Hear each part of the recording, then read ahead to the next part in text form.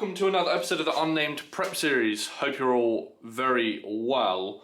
We have Vastimax, we have electrolytes, and we have EAA, which can only mean one thing.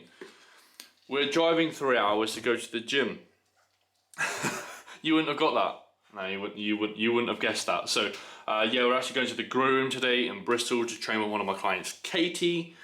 Which would be pretty cool just to see how she trains in person. I'm also going to do a voiceover about the session, and also I'm going to do a voiceover on today's vlog topic. So without further ado, let's shut up and let's get into today's topic. Today's topic, cheat meals, as you've probably seen from the title, but I thought I'd basically do a vlog basically sharing my opinion on cheat meals. Do they have value? Do I recommend them? Do I run them with clients? So yeah, that's basically today's vlog topic. Now, there's many different reasons why people use cheat meals, and quite essentially it could be either the slowing down or the quickening up of rate of loss. So if, for example, your scale weight is not budging, you would use something, or potentially you could use something like a cheat meal to then get it to flush down. There's a couple of reasons why that actually happens, more so than kind of an actual cheat meal. What the cheat meal does, it doesn't spike metabolism or anything else like that.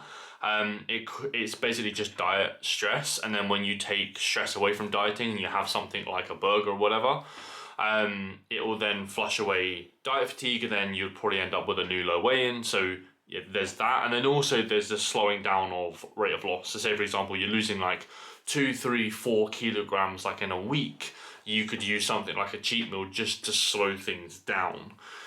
Now, the reason why I don't use cheat meals and why I don't get clients to use cheat meals is quite essentially, you're pushing in something, especially when you're in prep, you're pushing in something that is very foreign.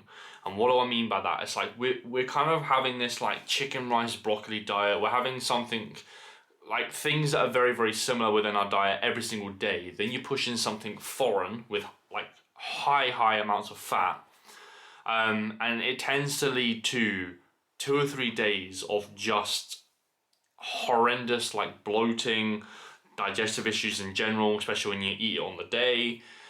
So I don't tend to recommend formal cheat meals. What I do recommend is refeeds and diet breaks. Now, especially like a couple of days worth of diet breaks and refeeds. And what that basically does is it does exactly the same thing. However, we'll be able to digest it a little bit better, especially with refeeds, because obviously we're going to be spiking up carbohydrates.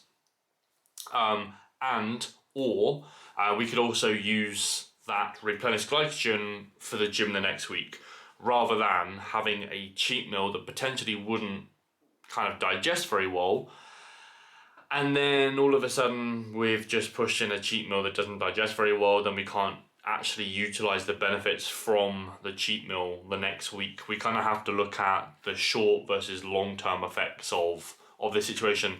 Also, cheat meals can definitely get carried away. You can definitely get carried away with cheat meals. Like, I know if I pushed in cheat meals with some of my clients, I know they'll come back to me like 10 kilograms heavier, for example, right?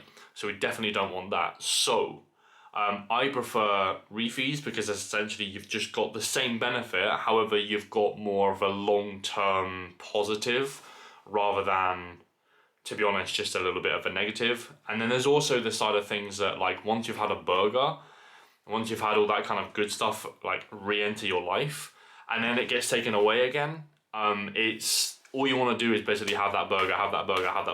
Whereas it's like a refeed, you would just have more of what you've been having, and then you just get back to your diet, and it's very easy. I have found with people, especially when I first started coaching, pushing in a cheat meal, the next like 3 or 4 weeks, they're just super hungry, and all they want to do is have that cheat meal again.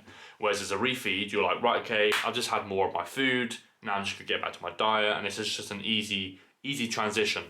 And also, I don't do it for like 1 day. I tend to do it for a couple of days, given like depending on the context. But normally I run refeeds back to back, or I run kind of diet breaks for like a week at a time, just because I think it has a little bit more value than one solitary burger. Then when you're done prep, burger away, whatever. But that's why I don't tend to recommend cheat meals. Anyway, just finished up at the grow room. That was a very long drive.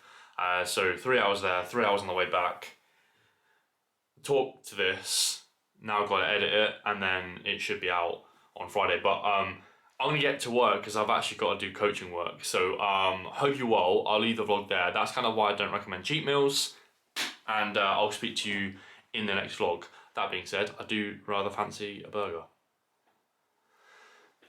More cream of rice it is.